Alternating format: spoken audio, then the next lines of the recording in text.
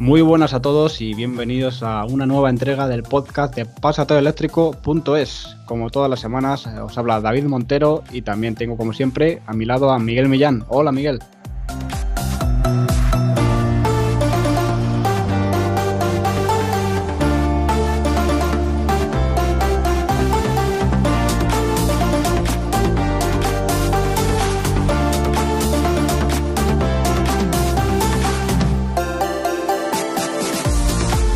Muy buenas David, muy buenas a todos, tenemos un nuevo episodio.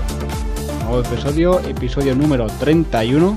Hemos pasado ya esa treintena de episodios y agradecerle de nuevo esa acogida que ha tenido también el episodio de la Fórmula E y esperamos que os haya acercado más y familiarizado con esta competición, que seguro que tenía muchas cosas que aún no sabíais. Exacto, era un invitado que queríamos tener desde hace mucho tiempo y la verdad es que estamos muy contentos de haber contado con él y de haberos acercado más esta competición, que sin duda es muy interesante y que esperemos que llegue pronto a España. Efectivamente, esta semana la tenéis en Roma, así que todos a ver la carrera este fin de semana. Y como siempre, Miguel nos trae toda la actualidad de la semana en forma de noticias.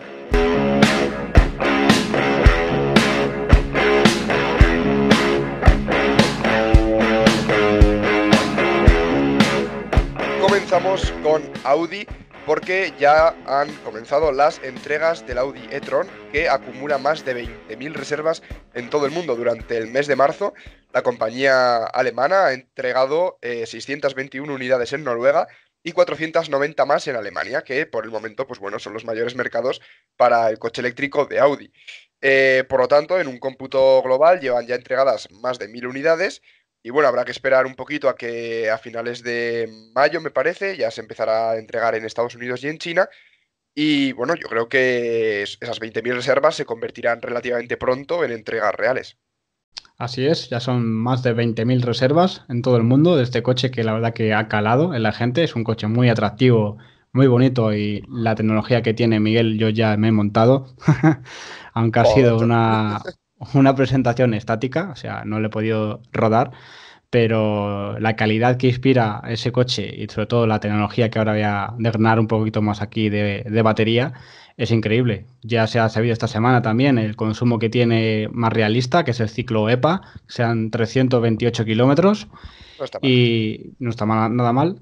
Y sobre todo lo que yo quería contar aquí es que, bueno, ya lo ha dicho Daniel Pérez, el CEO de Easy Charger, pero se ha llevado una grata sorpresa ya que él monitoriza todos los resultados de carga de todos los coches que han probado sus estaciones de carga y ya ha cargado un e-tron, supongo que de pruebas o de prensa, en una de sus estaciones y ha podido comprobar algo sorprendente que ningún coche eléctrico hasta la fecha ha conseguido. Y es que, bueno, aparte de su supercarga de 150 kilovatios de potencia que ya llegará con esos nuevos cargadores, ha comprobado que cargando con el CCS tipo 2 a 50 kilovatios es el único coche que desde el inicio de carga a baja carga, a muy baja carga, hasta más del 80%, mantiene casi esos 50 kilovatios de potencia para dar una línea recta de potencia, para ser precisos 49 kilovatios, desde que empieza a cargar casi descargado hasta que tiene más del 80% de carga. Y la verdad que se ha sorprendido y dice mucho de esta tecnología de baterías de este nuevo Audi e-tron. Sí, la verdad es que parecía que Audi no estaba trabajando, pero bueno, con este e-tron, a ver si tenemos la oportunidad de probarlo aquí en el podcast y nos dejan una unidad de prensa, Audi, por favor. Pero sí, la verdad es que tiene una tecnología impresionante. Recordamos esos 328 kilómetros de autonomía con esa batería de 900 kilovatios hora. Y bueno, yo creo que es una muy buena noticia. Además, ahora han empezado una buena campaña de marketing a favor del vehículo eléctrico, ¿no? Hemos podido ver un par de anuncios. A mí ya me han salido en YouTube algún anuncio de Audi. Así que bueno, muy buena noticia que también estén invirtiendo mucho en publicidad y bueno. Exacto, una noticia que hemos tenido de ese anuncio que hay en Estados Unidos de este dron, desmintiendo, ¿no?, un poco los mitos del coche eléctrico, que es lento, que no puede estar en condiciones adversas de frío, de nieve, y al final pues se ve a una persona leyendo el diario y queda totalmente anonadada, ¿no?, cuando ve pasar y que ese Tron cumple todas las expectativas y no se le puede achacar nada. Es un anuncio muy, muy bueno, con bastante buena acogida y que yo creo que habla muy bien de este coche, que con la buena relación que tuve la oportunidad de conocer hace un par de semanas al director de comunicación de Audi España, Ignacio González, seguro que le tenemos por el podcast. Pues a ver si conseguimos esa entrevista. Vamos, si quieres, David, con la siguiente noticia. Y esta semana toca hablar de Tesla. Porque, perdón, han presentado el último informe de seguridad que señala que se producen muchísimos menos accidentes con el autopilot conectado. Podemos ver que con los vehículos de Tesla, conduciendo una persona normal, se produce un accidente cada 2,83 millones de kilómetros. Y sin embargo, cuando activamos el autopilot en nuestro Model 3, Model S o Model X, se produce un accidente cada 4,62 billones de kilómetros, lo cual quiere decir que se produce la mitad de accidentes, más o menos. O sea, se tarda el doble de kilómetros para tener un accidente, más o menos.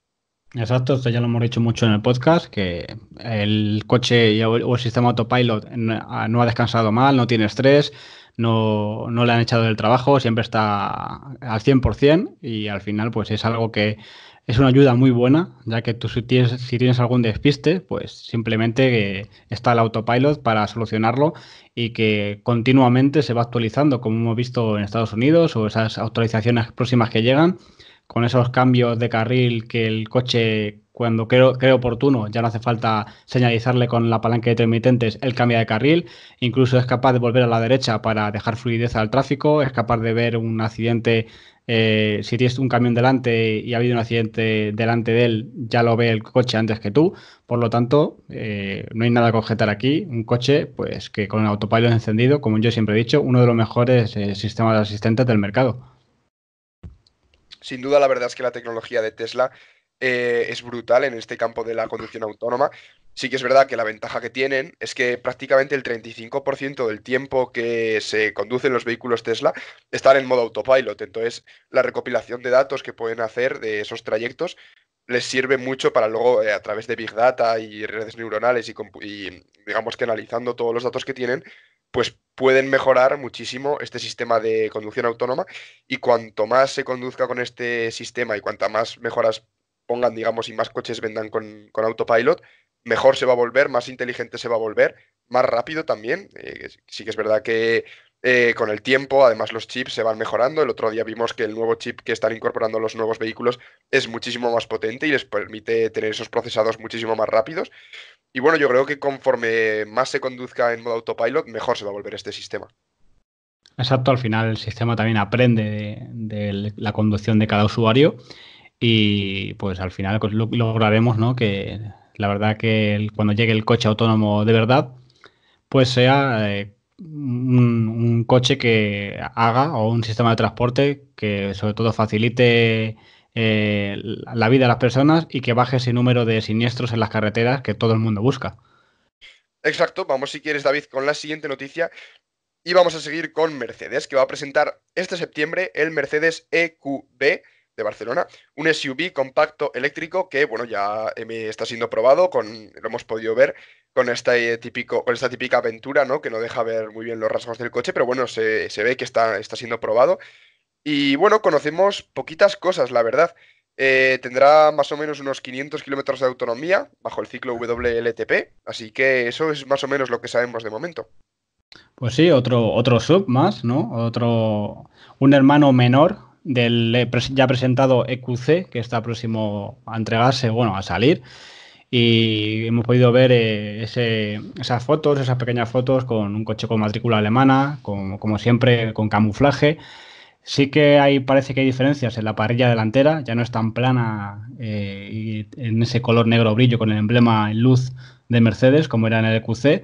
Parece una parrilla más al uso, más tipo coche convencional, como con rejilla, pero pues no sabemos si va a ser así al final o no, porque esto simplemente es un preserie del que va a tener muy buena autonomía. Seguimos con la moda sub, que la verdad que es lo que la gente busca ahora mismo en lo que está de moda en Europa.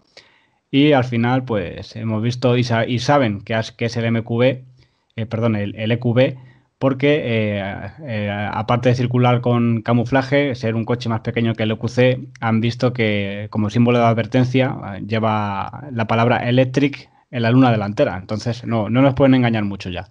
Sí, la verdad es que los tenemos calados, ¿no? Cuando utilizan este tipo de pintura, dicen, modelo nuevo a la vista".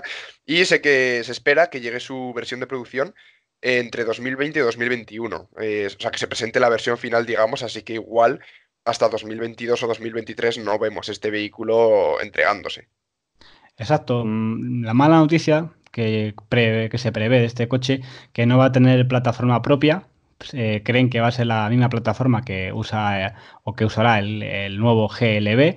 Y entonces, pues seguro que restará esa autonomía de lo que se quejan las marcas generalistas, la gente que no ha sabido hacer un coche con más autonomía. Pero bueno, lo que manda es una plataforma conjunta para reducir sobre todo costes a las empresas y buscan, pues, aparte de reducir costes, que les sirva para hacer varios modelos. Y de hecho, el EQB no se planea que sea simplemente un coche eléctrico, sino que también saque una versión híbrida enchufable de más de 100 kilómetros de autonomía. Sí, no, a ver, la verdad es que esto a la hora de vender más coches les puede venir bien porque tener una plataforma conjunta para todos, tanto híbridos como igual, no sé si de gasolina, no sé si tendrá versión, pero bueno, en fin, y como eléctricos, les puede salir más rentable a corto plazo. Lo que pasa es que en un periodo más largo, el cliente al final lo que está buscando es mayor autonomía y realmente si diseñas una plataforma para vehículo eléctrico desde cero, puedes optimizarla para ese vehículo eléctrico y conseguir que igual 50 o 60 kilómetros más de autonomía puedas sacar por el mero hecho de tener una plataforma propia. Así que es verdad que sale muy caro desarrollar una plataforma desde cero, pero bueno. Así es, y se cumplen los pronósticos. Ya sabemos que el grupo Daimler ha dicho que antes del 2022 quiere tener en el mercado mundial, se supone, 130 modelos electrificados, que eso suena muy mal. Ya sabemos que Sí. va algún mild hybrid eso caerá, pero bueno, incluyendo híbridos enchufables y 100% eléctricos, seguro que muchos caen que sean 100% eléctricos. Pues muy buena noticia de parte de Mercedes y vamos con otra muy buena noticia que ya no tiene que ver con marcas de coches, digamos, y es que en Badajoz se incorporan 15 autobuses eléctricos. La ciudad ha decidido comprar 15 autobuses 100% eléctricos e incorporarlos a su flota urbana, convirtiéndose en la ciudad de Europa que más transporte público limpio tiene. El 40% de su flota de transporte público es cero emisiones. El 40%. Pues perfecto, y para copiar en otras ciudades, que vemos como Madrid acaba de hacer una inversión importante en autobuses de gas y que circularán más de 10 años, o sea que una década perdida, que se podían haber hecho pues con esta solución que ha hecho el Ayuntamiento de Badajoz. Ayuntamiento en el que no solamente tiene estos autobuses eléctricos, cuentan con coches oficiales para desplazamientos como es el Nissan NV200 y varios Leaf, así que pues al final se ve que esté el Ayuntamiento ahora mismo de Badajoz tiene buena visión y ha comprado estos autobuses porque quiere descarbonizar el transporte en su ciudad y que sea una ciudad pues que la gente tache de verde y algo que todo el mundo busca y pocos pueden decir eso. Decir, Miguel, que son autobuses de la marca BID, la marca china, que tanto y tantas ventas tiene en Sudamérica, pero que la gente se queja ya, como siempre, detrás de una buena noticia siempre tiene que haber algo que sacar Siempre, o sí. algo que arañar, ¿no? Y dicen que no son autobuses fiables, que por eso la marca BID en coches no está en Europa, porque son poco fiables, no cumplen Euro NCAP. Bueno, yo creo que el autobús si está es porque está homologado para circular por Exacto. Europa y fallos no podemos decir que van a tener algo que todavía no ha circulado. Exacto, yo creo que si los han comprado y si se venden en Europa es porque han pasado una serie de pruebas que van a permitir circular estos autobuses con todo tipo de normalidad. Vamos a hablar un poquito de dinero y es que estos autobuses han costado 475.000 euros cada uno, que puede parecer muchísimo dinero, pero les permite recorrer 16 horas al día con una sola carga y se tarda 4 horas para recargar, lo cual está muy bien porque por la noche lo puedes poner a cargar o entre turno y turno lo puedes poner a cargar y entonces 16 horas constantes. Y en cuanto al ahorro, Un autobús normal en Badajoz suele costar unos 140 euros de consumo diario en combustible, mientras que con estos vehículos eléctricos solamente va a costar 18, o sea que son casi 130 euros, bueno, 122 euros de ahorro al día, o sea que en una década sería un ahorro de unos 300.000 euros contando con los costes. 300.000. Pues aquí el ayuntamiento seguro que ha hecho números y le ha salido rápidamente las cuentas porque con estos números de ahorro, sobre todo en movilidad, en combustible, pues se puede invertir en otros factores o secciones que requiera esa ciudad y que al final, pues cuando hay presupuesto se puede mejorar muchas cosas y la gente a veces no piensa por qué se gasta el dinero, dónde se va, pues fíjate que algo tan simplemente como el ahorro o el no gasto que hace un autobús de una ciudad, pues puede ir para mejorar otro ámbito de la ciudad. Exacto, a ver, si hablando también de ciudades, París también ha puesto en marcha un plan de electrificación de su flota de autobuses y ha comprado pues nada más y nada menos que 800 autobuses eléctricos. Es verdad que cada uno un poco a su medida, pero bueno, poniéndolo en contexto, en París tiene 4.700 autobuses, lo cual 800 que vayan a sustituir así de golpe está muy bien, teniendo en cuenta que ya 950 son híbridos y 140 funcionan con biocombustibles. Entonces, pues bueno, poco a poco se va viendo que las principales ciudades van pasándose a lo eléctrico, menos en España, que parece ser que nos está costando bastante más, pero bueno.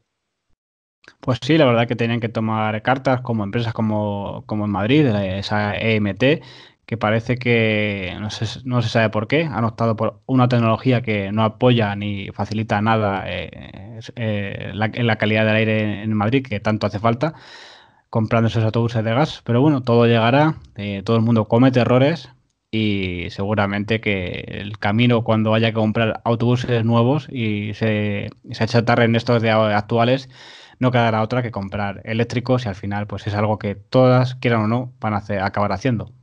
Pues sí, yo espero que todas las ciudades hagan esta inversión. Sí que es verdad que es una inversión que puede parecer un poco grande al principio, pero esto es como cuando te compras un vehículo eléctrico. Igual el desembolso inicial es un poco más grande un poco superior que un vehículo normal, pero luego a largo plazo te ahorras muchísimo dinero. Entonces hay que echar las cuentas a 10, 15 años y como van a salir, pues lanzarte a por ello.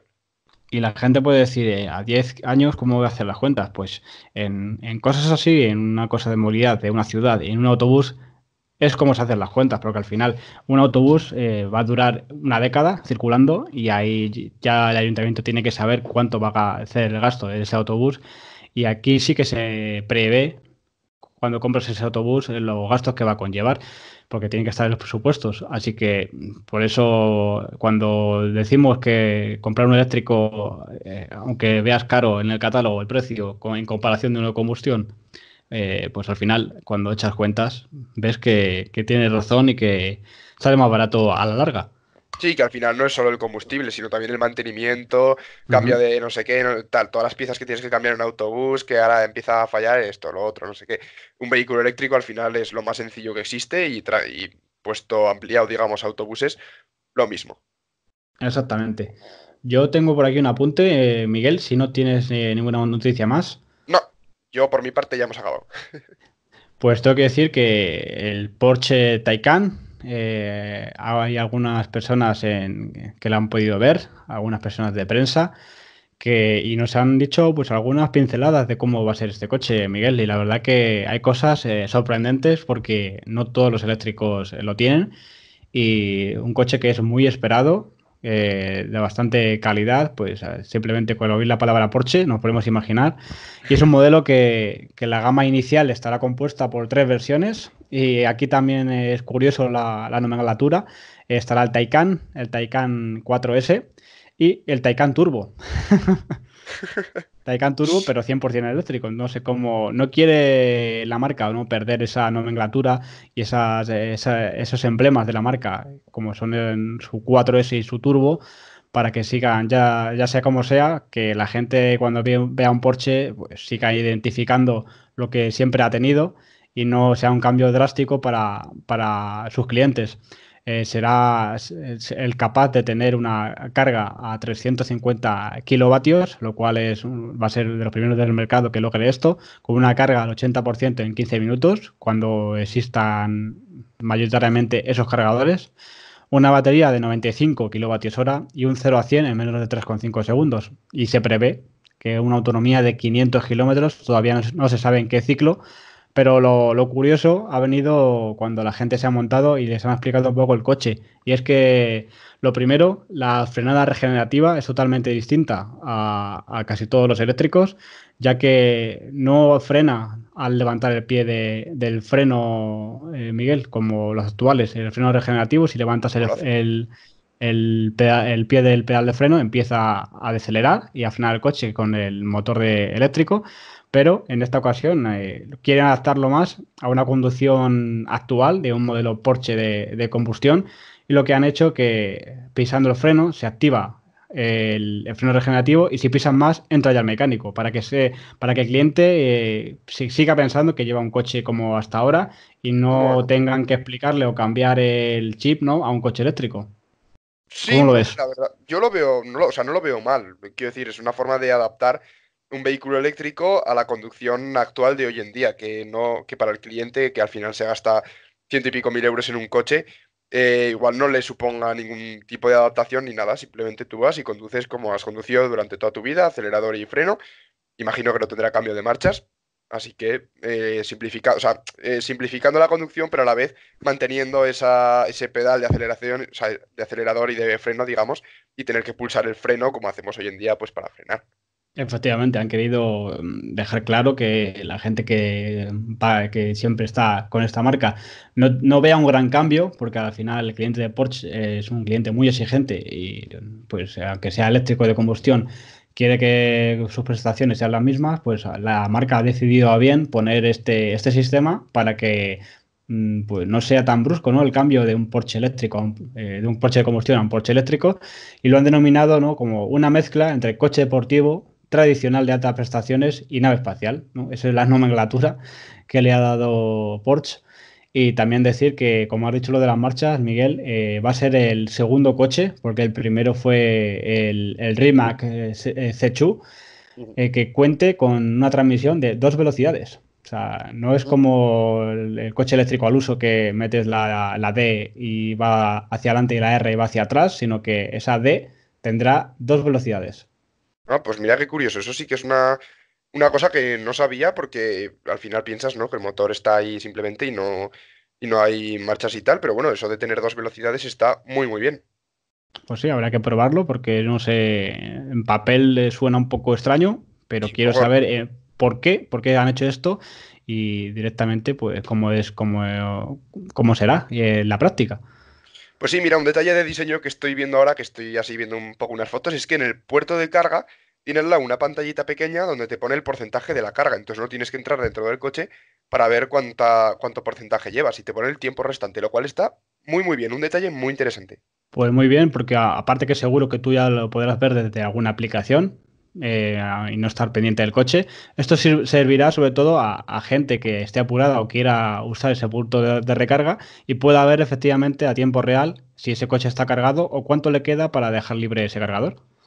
Sí, la verdad es que es un diseño que está muy bonito y entrará a competir directamente pues, con el Roadster de 2020. Habrá que ver, eso sí, cuando llega al mercado este Taycan. Igual hay que esperar un poco. Pues sí, lo veremos, y como siempre, yo creo que hasta aquí toda la actualidad de esta semana, que también ha venido bastante cargadita. Sí, la verdad es que hemos tenido noticias muy interesantes y ahora pues toca un poquito de entrevista.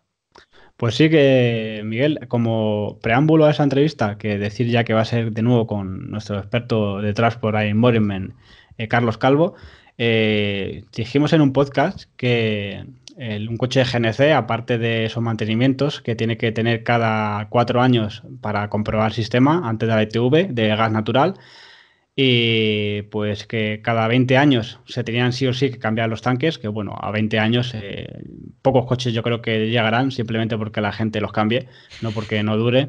Pero sí se dijo que, por ejemplo, que cada cierto tiempo se tenía que hacer un retimbrado, perdón, de esos tanques o del sistema, que con un coste bastante elevado, y eso se publicó, y nuestro compañero Álvaro Sauras en Autofácil lo publicó porque se lo dijo, cuidado, alguien de la marca SEAT, que debe ser que no tenía muy fino ese día, porque que la propia marca te diga esto, Él, como buen periodista, lo transmitió a sus lectores y posteriormente han visto que esto es mentira, que no es real, y Álvaro muy bien ha rectificado en el último número de Autofácil y ha dicho que ese retimbrado no es necesario para esto, por lo tanto un gasto menos y algo que la verdad que está muy bien, sobre todo cuando se comete un error, solucionarlo, ¿no? Sí, la verdad es que cuando dices algo y luego está mal, está muy bien rectificar y decir, bueno, pues me he equivocado y ya está, y cambiarlo y no pasa nada y seguimos adelante.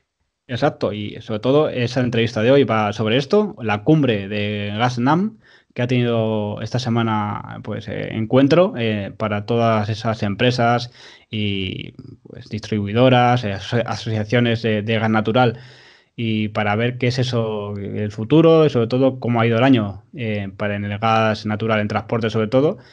Eso nos lo explicará mejor Carlos, que pues, nos dirá exactamente qué se hace y qué es esa cumbre. Así que nada, os dejamos de nuevo con la entrevista de esta semana.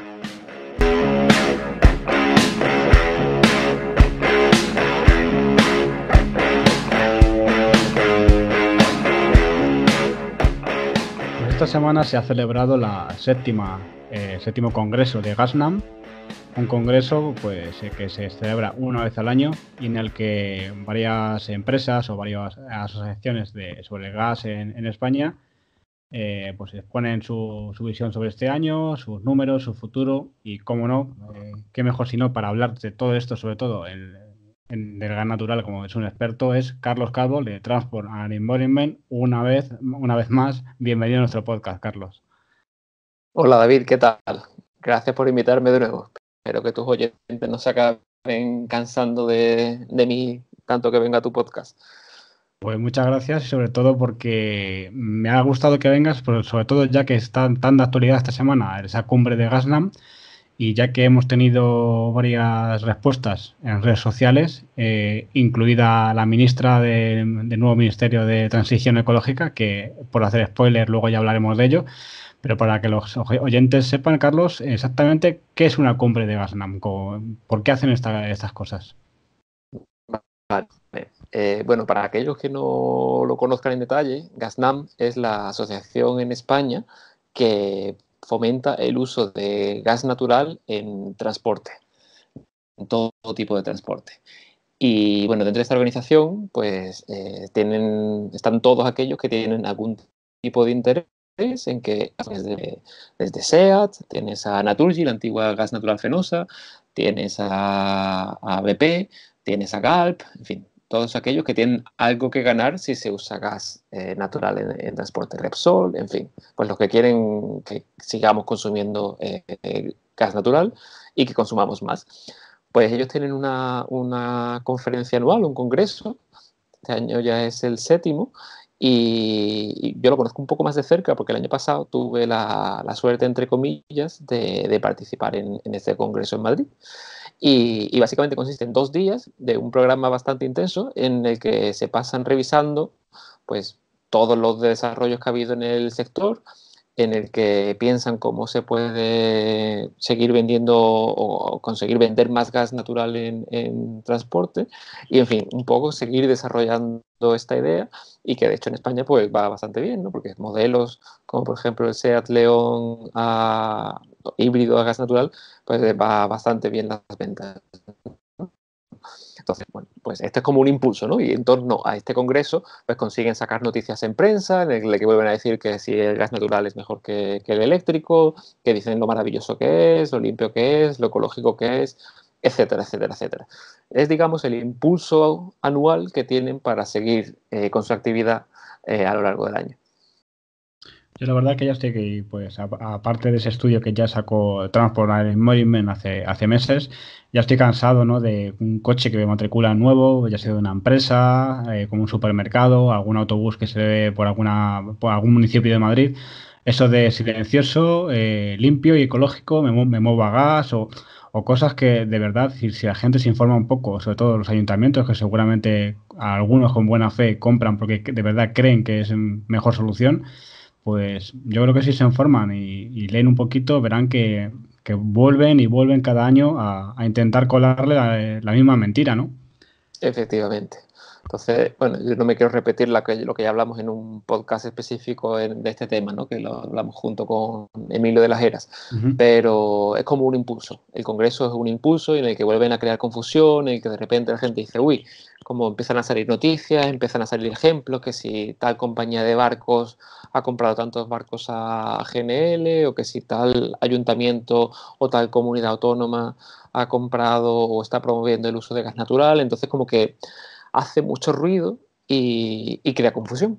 Y crea confusión al fin y al cabo. Y además, como en fin, tienen las empresas muy fuertes y poderosas detrás, pues siempre consiguen atraer a ponentes de bastante alto nivel, por lo que el ruido es todavía mayor. Yo creo que has dicho la palabra clave, que es confusión, sobre todo desinformación y confusión. Y como hemos visto hoy, por ejemplo, cómo son capaces de dos artículos de dos medios totalmente distintos, dar la vuelta de tuerca a cada uno y uno informar como es debido y otro directamente pues alabar el gas, ¿no? ¿Qué es exactamente lo que ha pasado? Que sé que la ministra ha estado de por medio en esta conversación. Pues mira, resultó que, bueno, empiezo desde que desde el principio. Ayer, cuando vi que el Congreso, porque esta vez no estoy en Madrid, pero cuando vi que el Congreso iba a empezar, tuiteé que otra vez de nuevo Gaznam iba a hacer su Congreso con mentiras y medias verdades, ¿no? Y digo medias verdades porque a veces dicen cosas que son relativamente ciertas, pero sacadas completamente fuera de contexto. Y si quieres luego te doy un ejemplo. Total, que me dio por mirar el programa y vi que el secretario de Estado de Energía, que pertenece al Ministerio de Transición Ecológica, Santiago Abascal, no, Santiago Abascal no, Abascal, me he confundido de Abascal.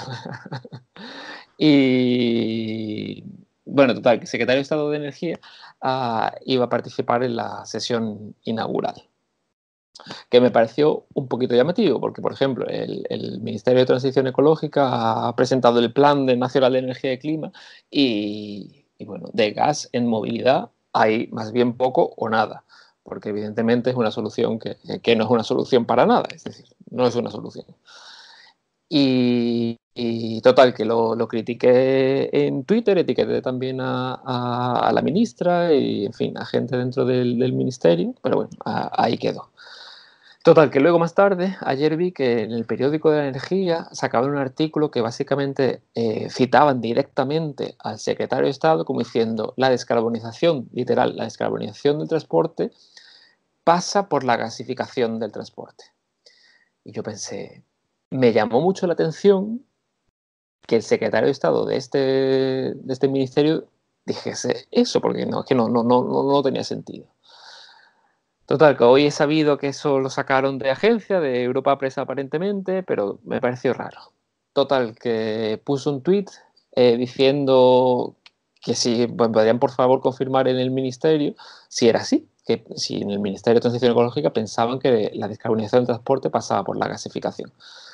Total, que he tenido la suerte, porque bueno, la verdad que no me lo esperaba, pero la mismísima ministra Teresa Rivera ha contestado al tuit diciendo que no fue eso lo que dijeron lo que dijo el secretario de Estado, que esa no es su posición. Y de hecho me ha remitido a otra noticia del diario 5 Días, en el que, a pesar de tener un titular bastante desafortunado, porque también decía el secretario de Estado apuesta por la gasificación, pero luego en el texto, al menos en el texto del artículo, sí que decía que la mayor parte del transporte se iba a tener que electrificar porque era lo que tenía más sentido, ¿no?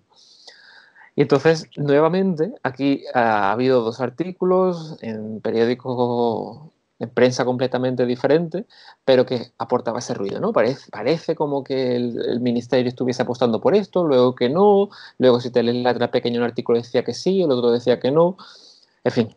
Que a veces me gustaría equivocarme, pero es que en este caso, cuando dije mentiras y medias verdades, en menos de 24 horas veo un ejemplo más claro que este, en el que tienen que intervenir la mismísima ministra de Transición Ecológica para poner orden, ¿no? Entonces, bueno, en fin, me parece un poquito llamativo, cuanto menos. Exactamente, parece que hay pues esos medios simplemente que parece que quieren hacer ruido a favor del gas o que no sabemos estén pagados para hablar bien del gas, Pero esto es desinformar a la gente, confundirla, como bien has dicho, y sobre todo que si ya tiene que salir hasta la propia ministra a defender y a analizar un artículo de un medio, ¿no? Pues apaga y vámonos y hasta aquí estamos llegando con esos bulos y esas noticias falsas que circulan por la red que solo hacen confundir al ciudadano y provocar malestar en la gente que de verdad pues confía en la electrificación del parque y como bien ha dicho el ministerio pues es la única solución. Hay más empresas que han estado en este congreso y esto sí que tengo muchas dudas porque conozco a varias personas que han trabajado o trabajan en la empresa Hidrógeno Aragón y también ha tenido participación en este congreso porque si bien es cierto que tales como transportes como los barcos o los transportes pesados en carretera, sí yo vería perfectamente que el hidrógeno como una solución, pero si la fuente que genera ese hidrógeno es buena, no como con gas natural, que es la gran parte que se genera hoy día. Y Hidrógeno Aragón ha dicho que ha vuelto a nombrar a ese biogás, ¿no? A ese gas ecológico. Hasta cierto punto, ¿qué sabes de esto, Carlos? ¿Qué sabes de lo que tiene pensado Hidrógeno Aragón? Y exactamente qué es el biogás y por qué nos quieren vender la moto ahora, porque simplemente ahora es oír un congreso de gas y automáticamente ya te meten el biogás en las orejas sin que dejen explicarse directamente qué es, porque como siempre han hecho, lo bio creen que va a ser eco. A ver, en los planes concretos de Hidrógeno Aragón no sé el detalle, pero si quieres te cuento un poquito lo que es el contexto general y luego voy al caso concreto del hidrógeno. En este tipo de congresos, y de hecho vimos una noticia en El País hace unos días que decían los directivos de SEAT, salían diciendo que, bueno, que eh, un coche de GNC funcionando con biometano producido a partir de residuos urbanos era mejor que un coche eléctrico. Que científicamente, o estrictamente y técnicamente, lleva razón. Es decir, si tienes un gas de desechos que tiene una huella de carbono prácticamente nula o incluso negativa dependiendo del estudio, y ese gas lo pones en un coche, es verdad que ese coche es mejor que un coche eléctrico hoy día en España funcionando con el grid actual, es decir, con el mix energético. Lo que pasa es que el pequeño detalle que no mencionan es que ni aunque todos los vertederos de España, ni aunque todas las plantas de tratamiento de aguas residuales de España, ni todas las granjas intensivas de ganado vacuno o porcino generasen biometano, que no es el caso hoy en día, la cantidad de biometano que se podría producir es muy pequeña. Es muy pequeña y lo que no tiene sentido es eso meterlo en el transporte. ¿Por qué? Porque al igual que tenemos que descarbonizar el transporte, tenemos que descarbonizar la calefacción de tu casa, tenemos que descarbonizar la industria que actualmente usa gas natural fósil. Es decir, que ese biometano, que es poco, usémoslo para descarbonizar en la mayor medida posible los sectores que ya usan hoy gas natural. Pero ni aunque lo metiésemos todo ese biometano en transporte, aportaría una pequeña parte de la demanda total energética que tiene el transporte. Y de hecho escuché hace no mucho que en la presentación esta que hicieron hace no mucho, hace unos días, que decían, sí, en Valdemil Gómez, que es verdad, se produce biometano, que es bueno, una planta en Madrid que tiene muchos problemas, pero es verdad que se produce biometano. Que con eso daría como para mover al año unos 10.000 coches. Unos 10.000 coches. Y estamos hablando de que en España tenemos una flota de ¿cuánto? De 23 millones. Entonces, claro, decir, es verdad, sí, si usamos biometano para mover un coche es más verde que un eléctrico hoy en día porque el mix eléctrico español no es completamente renovable. Ya, claro, pero es que eso es como decir, no sé, se me ocurre sobre la marcha un ejemplo. Es decir, como si yo digo, mira, si te lavas el pelo con solán de cabras, perdón por la publicidad, es que se te queda estupendo. Ya, pero uno, es un bien escaso y dos, ¿a qué precio? ¿Tiene eso ningún sentido? Es que no hay suficiente solán de cabras para que todos nos lavemos el pelo. Bueno, se me está yendo un poquito el ejemplo, pero que es que no tiene sentido porque es una cosa muy, muy escasa.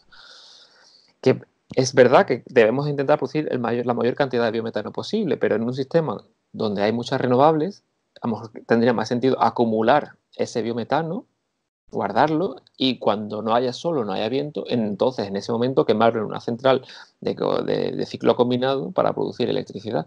Mejor que usarlo en el transporte donde hay unas alternativas más, más eficientes, ¿no? En el que se usa el uso de la energía es más eficiente.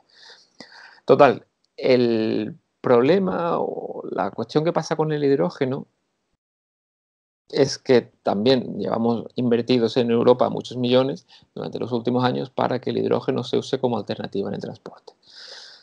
Sin embargo, no han dado los resultados que esperaban. ¿Por qué? Porque todavía los coches son muy caros y el combustible en sí es muy caro. Lo que pasa es que se está viendo que hay una combinación de intereses entre la industria del gas y la industria del hidrógeno. ¿Por qué? Porque la industria del gas está interesada en decir, no os preocupéis, podemos seguir construyendo infraestructura porque en el futuro la usaremos para transportar hidrógeno. Y a los del hidrógeno les interesa porque tienen la puerta de entrada de una industria muy poderosa para empujar juntos por una tecnología. El hidrógeno, si se produjese de manera renovable, que ahora mismo es una cantidad ínfima, tendría potencial para descarbonizar el transporte, para descarbonizar lo que tú quieras. ¿Pero tiene sentido usar hidrógeno, por ejemplo, para transporte por carretera? Yo creo que no. ¿Y por qué? Porque el hidrógeno básicamente tienes que producirlo, suponte que lo produces a partir de energía de un parque eólico. Ese hidrógeno lo produces, pero tienes que producirlo a partir de la electrólisis, que es un proceso relativamente ineficiente. Luego, una vez que lo produces, lo tienes que transportar, y lo tienes que transportar hasta un vehículo. Luego, en ese vehículo, lo que haces en la celda de combustible, estás convirtiendo ese hidrógeno en electricidad, y luego esa electricidad va a mover un motor eléctrico, que es básicamente el mismo motor que moverías si lo usases en un eléctrico de batería. Entonces, estás añadiendo un montón de pasos al proceso que no tiene sentido, porque esa misma electricidad, en vez de meterla en la electrólisis para luego transportarlo, para luego puedes directamente usar esa electricidad para mover el motor eléctrico del tirón. Entonces, en un mundo en el que si pensamos que la electricidad renovable no es infinita, porque, bueno, sabemos cuánto nos va a costar ya llegar al 100%, si encima duplicamos la demanda, porque este proceso es más o es menos de la mitad eficiente que el uso de baterías, es que no tenemos electricidad suficiente. Esto que siempre decimos, bueno, que la gente dice que no va a haber electricidad suficiente, ¿vale? Pero es que es complicado para ya tener electricidad suficiente como para mover coches de batería, si de repente necesitamos no solamente eso, sino más del doble, porque los coches o los camiones van a ser de hidrógeno, pues el reto es todavía aún mayor. Entonces, bueno, hay iniciativas importantes como el proyecto como en el que participan Hidrógeno Aragón, que es importante porque el hidrógeno tiene un papel en el futuro en un sistema energético descarbonizado, pero no necesariamente en el transporte rodado. Pero, por ejemplo, puede tener un papel en el almacenamiento de energía. Si cuando haya demasiado viento, cuando haya demasiada electricidad en un sistema lleno de renovables en el que no sepamos qué hacer con esa electricidad, porque ni siquiera, ya todos los coches están cargados y todos los usos están ya más que cubiertos, en ese caso podemos almacenar ese exceso de renovables en forma de hidrógeno para cuando no sople el viento o no haga sol, entonces quemar ese hidrógeno y producir electricidad. Pero usarlo en el transporte, en principio, no es lo que tiene más sentido. Y es que además, ¿dónde están esos coches de hidrógeno? ¿Cuántos modelos de hidrógeno conoces? ¿2? Mira, y que Y se si uno vendan mira en las España, ventas, dime. Carlos, tenemos el Hyundai Nexo, que es un sub no muy grande y a un precio de 80.000 euros. Y sobre todo, ¿dónde repostas ahora mismo? Bueno, el reto de la infraestructura, como cuando pasó al eléctrico al principio, se podría pasar, ¿no? Pero ese coche tiene un precio muy elevado y el problema es que, a la diferencia del eléctrico, no se le espera que baje de manera sustancial en los próximos años. Pero es que además el combustible siempre va a ser más caro por lo que te he contado, porque la electricidad la tienes que utilizar para producir el hidrógeno, etcétera. Necesariamente, por las leyes de la física, porque tienes que usar la misma electricidad para producir algo, va a ser más caro que directamente usar esa electricidad. Entonces, claro, si es algo que no es barato ni se le espera que sea, no permite que sea una tecnología que sea adoptada por las grandes masas, ¿no? Y no solamente eso, sino que solamente tú me hablabas de un par de modelos, pero es que si uno mira las declaraciones recientes que ha hecho el CEO de la Volkswagen o el CEO de Mercedes, es que no van a apostar por esa tecnología, porque yo he estado en un evento precisamente de hidrógeno y había un representante de Daimler que ha dicho, nosotros no tenemos la capacidad de apostar por dos tecnologías en paralelo. Y la semana pasada nuestro CEO dijo que íbamos a apostar por eléctrico. Si un gigante del tamaño de Daimler no va a apostar por esa tecnología, ¿para qué vamos a seguir perdiendo el tiempo en pensar que los coches de hidrógeno son el futuro? Porque los recursos son limitados. No tenemos suficiente, como sociedad, no tenemos recursos para invertir en una infraestructura de hidrógeno y en otra de eléctrica. Si, evidentemente, si alguien quiere invertir desde el sector privado, pues es su elección. Pero es que no es competitivo. No es competitivo ni se le espera que sea competitivo en el corto o medio plazo. Pero claro, ahí juegan los intereses de la industria del gas, que te dice que en el futuro se harán hidrógeno renovable y al fin y al cabo es otra vez un cebo que nos ponen para hacernos pensar que sí, que no nos preocupemos, que aunque ahora mismo estemos usando gas fósil, en el futuro va a ser algo mejor. Y yo personalmente lo veo como un caballo de Troya. Pues al final parece, como bien has dicho, una conjura, ¿no? Del el lobby gasista que directamente ve una oportunidad en el hidrógeno de seguir expandiendo su terreno y pues a generar ese hidrógeno con su gas, ya sea el que hay ahora, ya sea de origen, como bien dices, un poco más ecológico con esa granja de biometano. Pero al final es lo de siempre.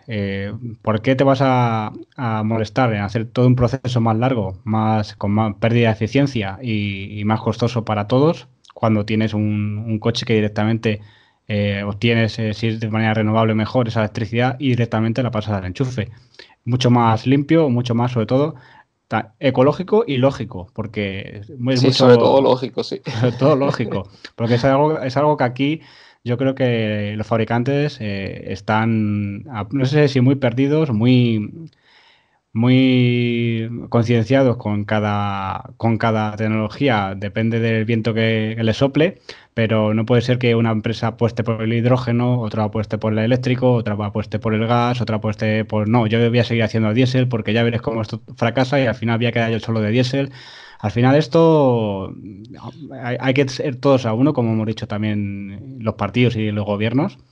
Esto es un problema de calidad de aire y yo creo que lo lógico y lo normal es que todos rememos a una y que intentemos descarbonizar el transporte y sobre todo que podamos respirar, sea con la tecnología que sea, pero yo creo que si ya existe como es la eléctrica y se ha demostrado 1000 veces que es la más limpia, ¿por qué no seguir por ahí? Yo no sé hasta qué punto, como ya has dicho, yo creo que le interesa y mucho a las empresas de gas que el hidrógeno sea su amigo. Efectivamente. Y yo sí que te cuento una anécdota. Bueno, el director de TNI, mi jefe, digamos, estuvo el año pasado en una serie de reuniones en Japón y estuvo en la planta de Toyota donde fabricaban los coches de hidrógeno. Y se quedó totalmente sorprendido de que pues tú te piensas, pues no sé, una cosa tipo una Gigafactory, una gigafactoría de tipo Tesla o una cosa seria. Y por lo visto eran como entre 200, 300 personas montando a mano los coches de hidrógeno. No tenían ni siquiera una cadena de montaje. Entonces, cuando volvieron lo contó era como, ¿y esta es la empresa, este es el fabricante que se supone que es el líder de hidrógeno y lo que tiene, por caricaturizando un poco, ¿no? Tiene allí a 4 tíos montando el coche a mano? ¿Ese es el futuro que nos intentan vender la empresa que se supone que es líder en esta tecnología? Ya ni por hablar de los fabricantes europeos, ¿no? Que evidentemente ninguno ha apostado de momento por el hidrógeno. Yo creo que han visto, han valorado y han abandonado esa tecnología porque sí que se veían, como bien has dicho, ya sea de Daimler o del grupo Volkswagen, algún prototipo sacaron en berlinas y demás, pero la han abandonado yo creo porque han visto que es mucho más rentable, más limpio y más factible tirar por el eléctrico, cosa que también Hyundai ya hizo con el iX40 hace tiempo, que incluso llegó a haber una flota de taxis en París de hidrógeno y que parecía que había dejado ese mundillo. El gas sí que ha dicho que no lo va a tocar porque no ve que no es el camino ni la solución, pero parece que con ese nexo, no sé si prevé que puede haber algo de mercado y quieren tener su vehículo o cómo lo ven, pero bueno, y la gente sobre todo me pregunta, Carlos, ya que han visto muchos vídeos ahora de este coche, ese vapor de agua que echa por el escape este Hyundai Nexo, ¿tiene valor de efecto invernadero o simplemente es inocuo? No, no, ese gas es inocuo. Hay mucha gente que dice que incluso el vapor de agua genera CO2. Quería aclararlo aquí, sobre todo porque hay gente que duda y también que ven un tubo de escape ya se alarman, ¿no? Pero sí, es Bueno, un en coche. principio un tubo, o sea, la producción de vapor de agua a nivel del suelo, digamos, no tiene efecto invernadero. Otra cosa es si eres un avión que en las altas capas de la troposfera generas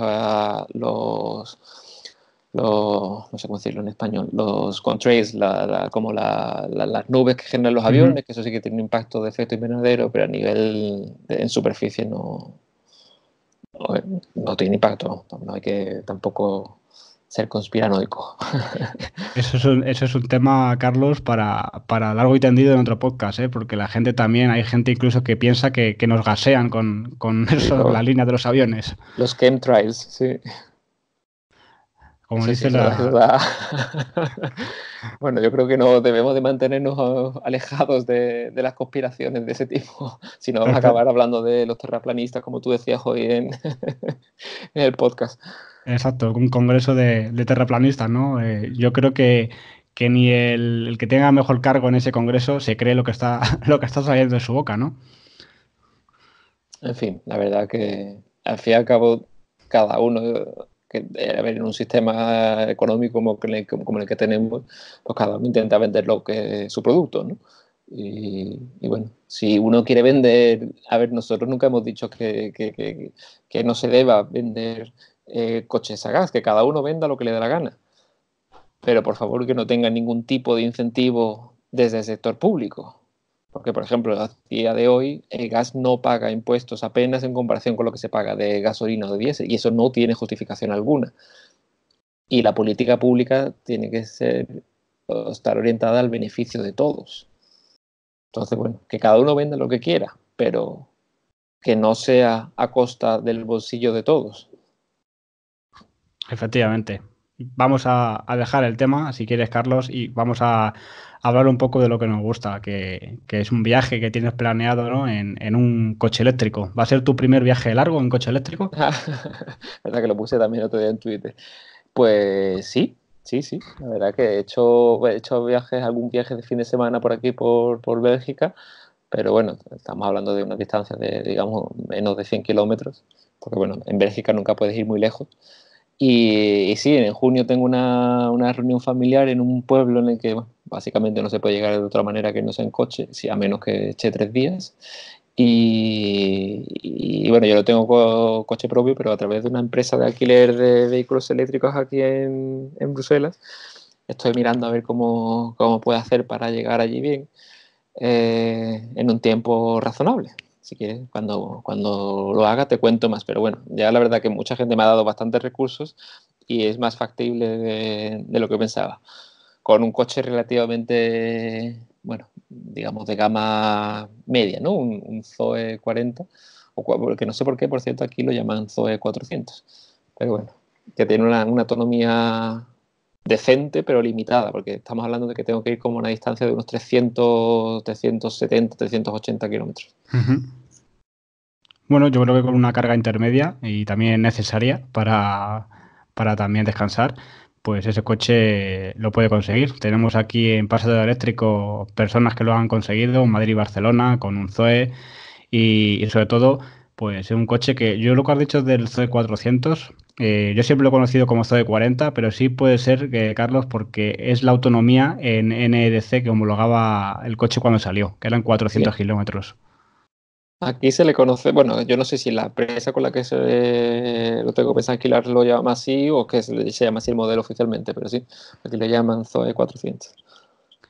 Al final te pusimos en contacto, ¿verdad?, con muchas personas, como mi amigo Glyn Hudson, que vino hasta Jaén desde Gales con una Nissan ENV200 de 24 kilovatios hora, una auténtica locura.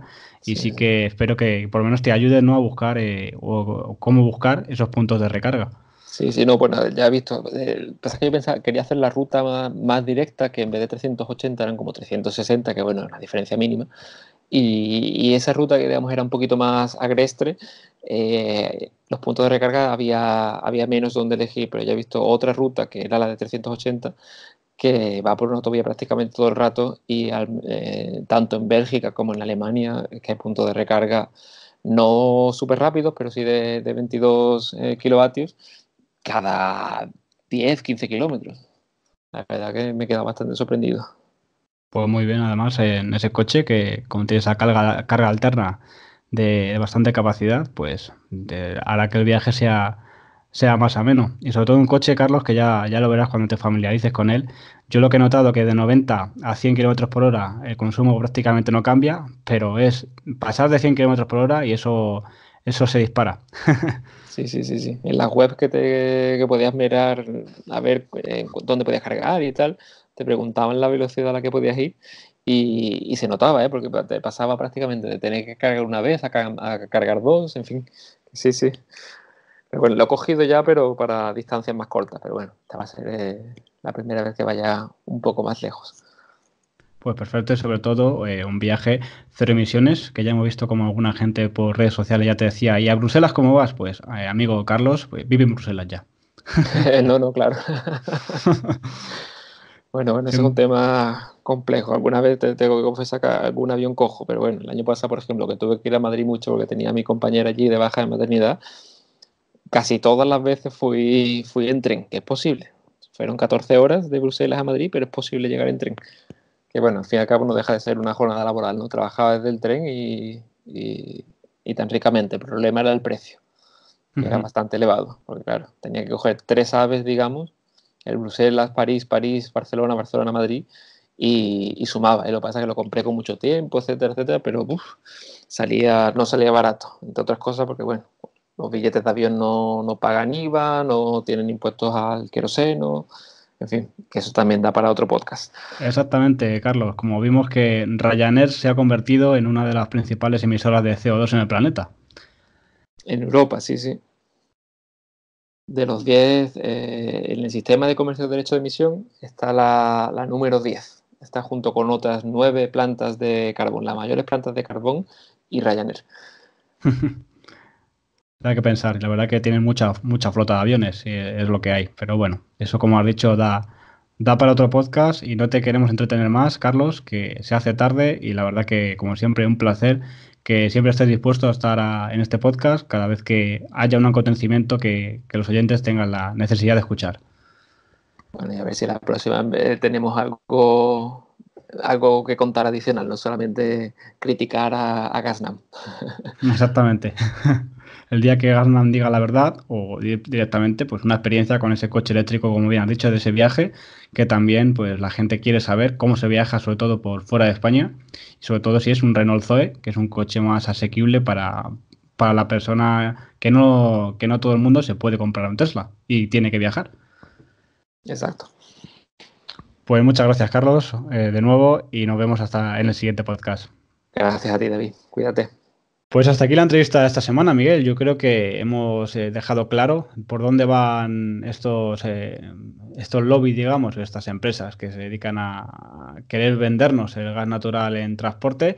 Dejamos muy claro cómo se genera ese hidrógeno para el transporte también y cómo quiere también esa empresa de gas natural adueñarse de esta tecnología. Y pues esas anécdotas que nos ha contado Carlos, que pronto le veremos hacer un Bruselas a Alemania en un Zoe. Bueno, pues ha sido una entrevista sin duda muy interesante y bueno, esta semana no tenemos preguntas, así que si tenéis cualquier duda podéis dejárnosla en los comentarios o escribiendo un correo a podcast@pasatealoeléctrico.es. Pues perfecto, y además que pues las dudas que quedan resueltas. La semana pasada teníamos esa duda de César sobre la sintonía del programa y al final pues ha encontrado la canción, Miguel. Sí, la verdad es que eso es verdad. Nos contestó al tweet del podcast y bueno, si queréis ver la canción, podéis meteros en nuestro Twitter y está en el tweet del podcast de la semana pasada. Efectivamente, y ya os adelantamos que cualquier duda que tengáis, ya sea esto o simplemente, Miguel, que ya hemos puesto durante la grabación, Yo el pijama. pues aquí lo resolveremos en esa, como bien has dicho, podcast@pasateoreteco.es. Y deciros eso sí, Miguel, que la semana que viene es Semana Santa, estamos de vacaciones, estamos de Pillamos viaje fiesta. y no habrá podcast, ya os lo adelantamos. Pues sí, la verdad es que nos vamos a coger una semanita de vacaciones, más que nada porque es difícil cuadrar entrevistas interesantes con los que queremos traer, que tenemos una lista bastante larga y bueno, va a resultar muy difícil la semana que viene porque, bueno, por motivos evidentes, ¿no? Semana Santa y hay que descansar unos días, estar con la familia y bueno, igual viajar un poco si se puede. Oye, David, yo tengo una duda que llevas puesto. Pues mira, llevo puesto el uniforme de trabajo. Ah, vaya. No me ha dado tiempo todavía ni cambiarme. He llegado de trabajar, he cenado y rápidamente hemos tenido esa entrevista con Carlos y después pues a grabar también estas noticias. Así que al final no nos hemos podido mover y bueno, pues unas vacaciones que nos merecemos, Miguel, yo creo.